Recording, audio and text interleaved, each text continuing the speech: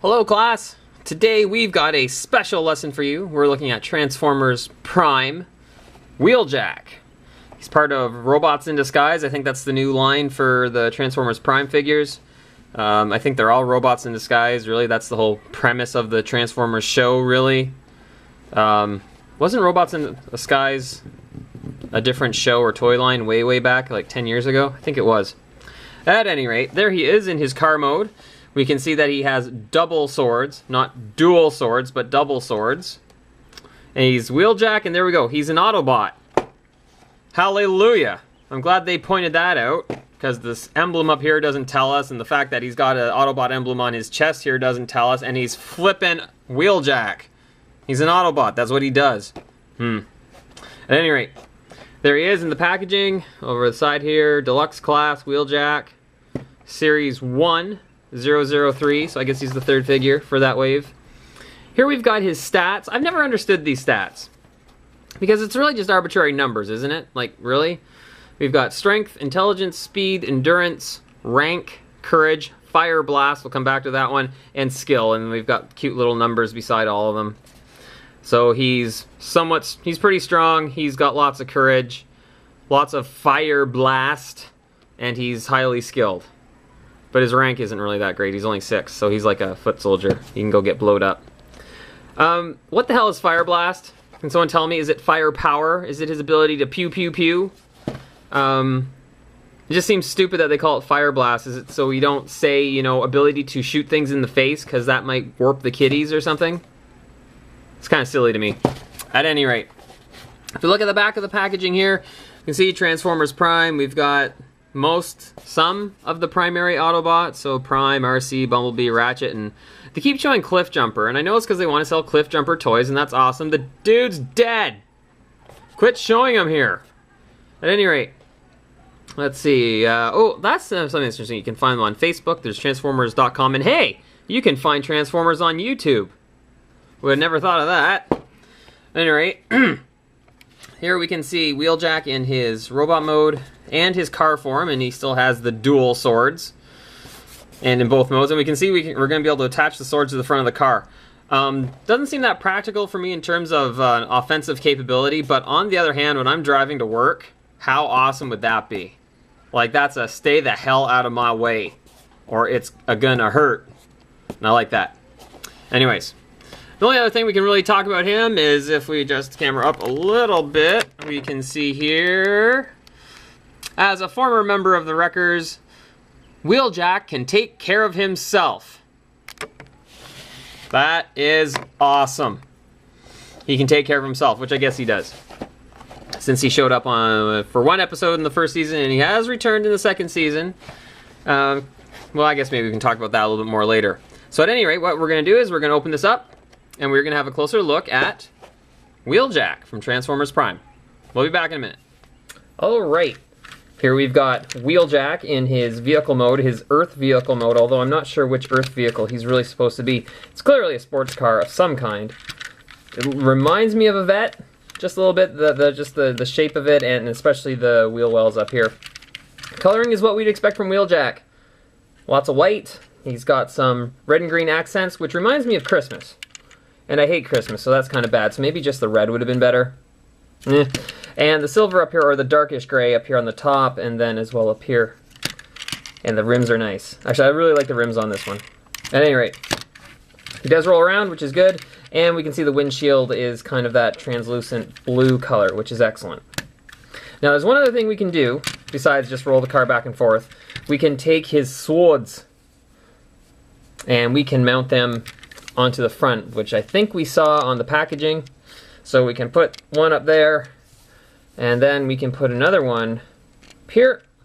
And now our cute little car has tusks for which to stab people, or other robots, I guess, when he's driving. I don't know, it seems kind of an impractical weapon to me. I mean, it kind of looks intimidating to look like a mobile walrus.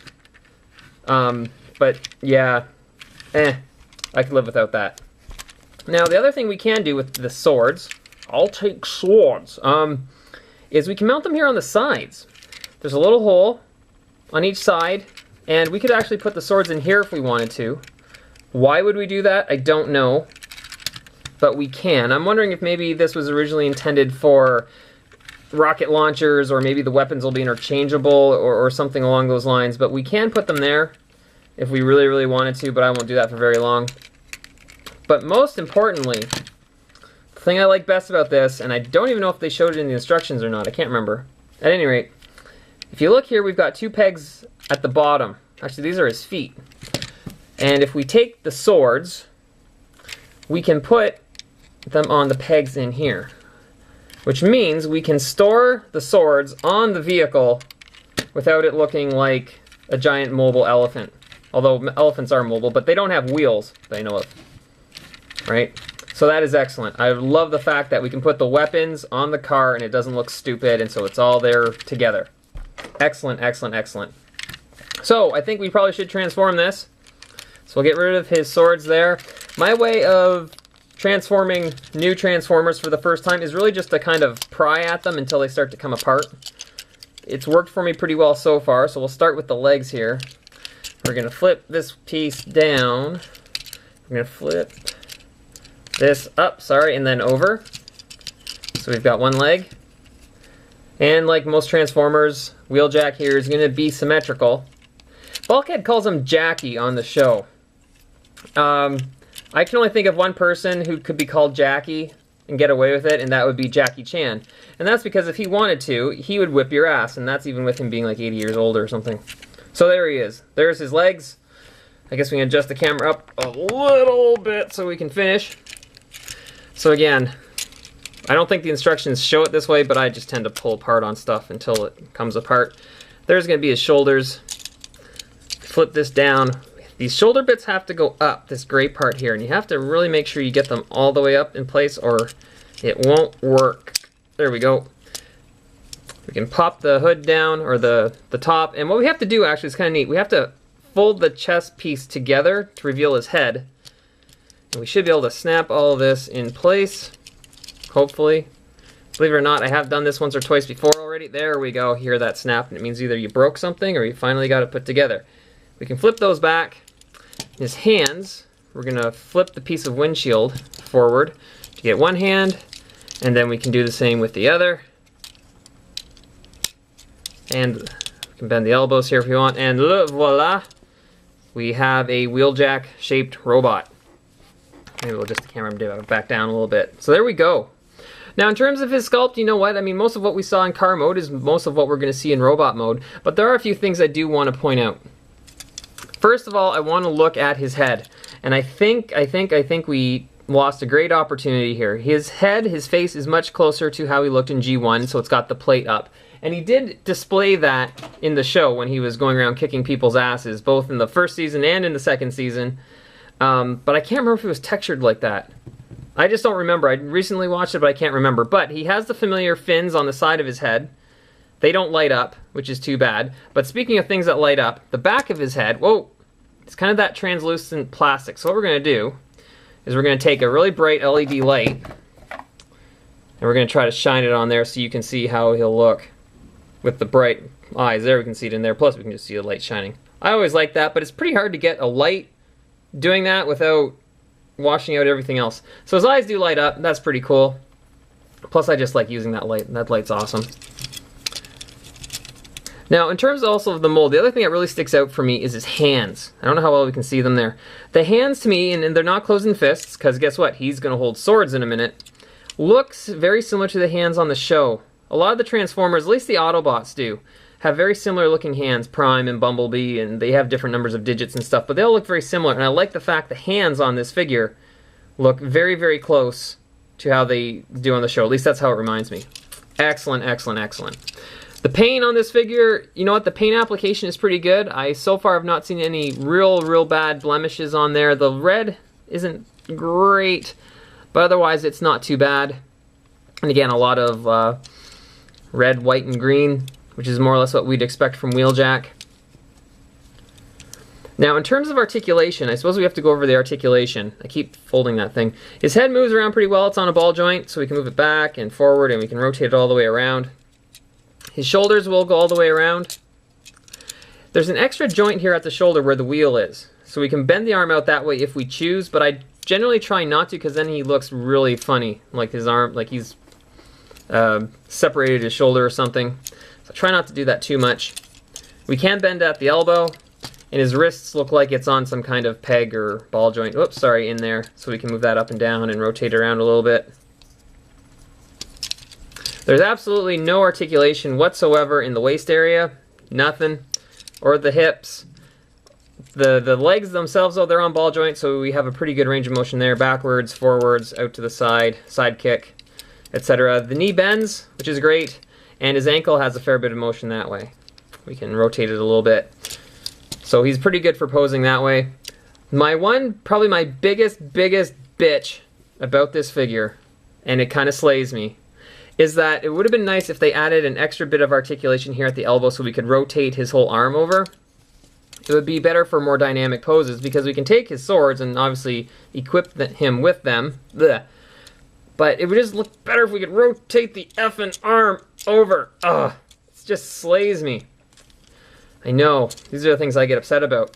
But, one other thing I want to point out about the swords. And I can't remember if I could see it on the show or not. I may have to go back and look. And I don't know how well the camera is going to pick it up. If we can get it to focus. Maybe not, but you can see just barely there. There's a little bit, it almost looks like runes or Cybertronian writing on the blade. I don't know if that's just a production error. I'm hoping not. I'm hoping it means something. But I think that is very cool that they have those little emblems on there. So I'm just going to pretend it says, you know, ass kicker, bad ass, or something on his swords. Now maybe we'll have him hold the other one like that. So there we go. Now in terms of the scale of the figure, that's important. Now it is a deluxe size figure, but if you're like me and you're just kind of, you know, getting at least one figure for most of the characters on the show anyway, the scale is important. So what we'll do is we'll take Optimus Prime and we'll stand him here beside. We'll have to adjust my camera a little bit. We can see that Prime, this is the first edition Prime. I think it was the Toys R Us exclusive, and we have Wheeljack there. And Prime is a fair bit bigger than Wheeljack. Is it exactly to scale? Who hell knows? But you know, Prime is a fair bit bigger, and I like that. Because if I decide I ever want to have a whole team of Autobots displayed somewhere, Prime will be bigger than Wheeljack, as he should be. And that is excellent. So there's no reason to buy the deluxe version of Prime. The Voyager one is so much better. Now, there's one other gripe I have to mention about this figure, and I know we're getting close to the end. I actually really don't like the head. It's very close to how he looked in Generation 1. I know Wheeljack showed up again in, somewhere in the Unicron battles, I think. I can't remember. Was it Energon? I may have had that figure at one time. But on the show, he has the faceplate that goes over his mouth when he's going to go kick people's asses, similar to Optimus Prime has been over the last, 10 or so years. I would have liked it if they gave him that head instead. We can see his face. His face is very interesting on the show. It's battle scarred. It looks like he's seen a number of battles and stuff. And I really liked that. And so I think they just kind of cheaped out by giving him this head. But there is one saving grace I saw just today. And today being, I think, March 28th when I filmed this. On one of my favorite Transformers websites, there's a third-party manufacturer that's making a replacement head for Wheeljack. That will have the face and probably look a little closer to how he does on the show, which is excellent. So I may have to buy that one. I'm not usually one for buying the third-party manufacturer stuff, but this may be an exception because I think it'd make Wheeljack look a whole lot better. It's just one of my gripes, what can I say? Now, if I were to grade this figure, Wheeljack, you know what, gets an A-. I really do like him. He looks pretty cool. My gripes, though, that bring it down a little bit. Not enough articulation in the arms. I would love to be able to rotate his arm over, his forearm over a little bit. It's just too bad. I know it's not part of the transformation, and maybe that's why it wasn't included. But it would have just added buckets of articulation or posability, as us nerds say, and the head bothers me a little bit. But that might be fixable. So, if you see Wheeljack and you like Transformers Prime, I'd recommend picking him up. I think that's about it for me. Thank you very much for watching, and class is dismissed.